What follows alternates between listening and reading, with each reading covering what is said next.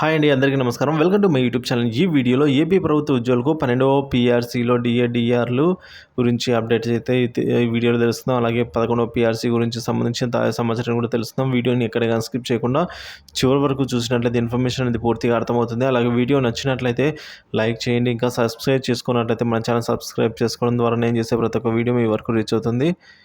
ఇక వివరాల్లోకి వెళ్ళినట్లయితే ఏపీ ప్రభుత్వ ఉద్యోగులకు 12వ పీఆర్సీలో డిఏ, డిఆర్‌లు ఎంత మెర్జ్ అవుతాయో ఒకసారి చూద్దామండి. అలాగే కొత్త బేసిక్ ఎంత ఉండవచ్చు అని చెప్పేసి చూద్దాము. 12వ పీఆర్సీ పే స్కేల్ అప్డేట్స్ గురించి అయితే తెలుసుకుందాం. ఇక ఏపీ ప్రభుత్వ ఉద్యోగులకు మరియు పెన్షనర్లకు 12వ పీఆర్సీలో డిఏ, డిఆర్ ఎంత శాతం మెర్జ్ అవుతుంది, అలాగే బేసిక్ ఎంత పెరుగుతుంది ఇప్పుడు చూద్దామండి.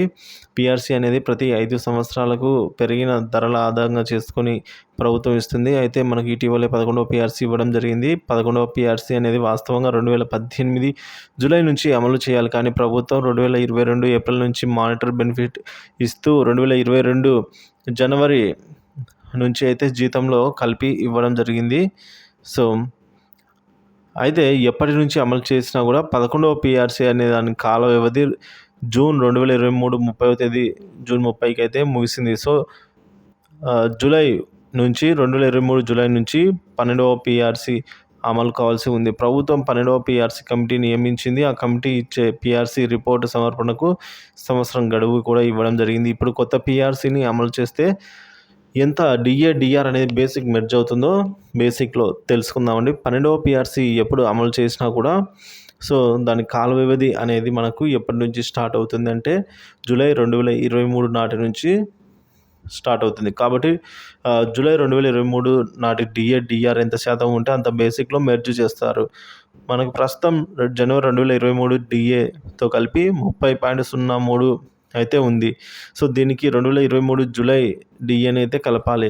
అంటే 2023 జూలై నాటి డిఏ, డిఆర్ అనేవి 30.03 ప్లస్ 3.64 కలిపినప్పుడు 33.67% డిఏ, డిఆర్‌లో అయితే మెర్జ్ అవుతుంది. ఇప్పుడు 12వ పీఆర్సీ అమలు చేస్తే బేసిక్ ఎంత పెరుగుతుందో తెలుసుకుందామండి.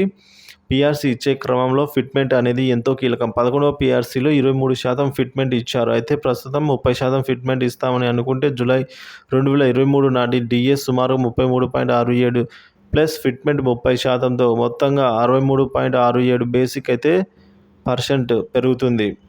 ఒక ఉద్యోగి యొక్క సగటు బేసిక్ శాలరీ 40,000గా ఉన్నట్లయితే ఆ ఉద్యోగికి 40,000 ఇంటూ 163.67 డివైడెడ్ బై 100తో చేయగా మనకు ఇప్పుడు రావడం ఎంత అంటే 65,468 రూపాయలు, అనగా 25,000 రూపాయల వరకు పెరగడం జరిగిందండి. 25,000 రూపాయలకు సంబంధించి.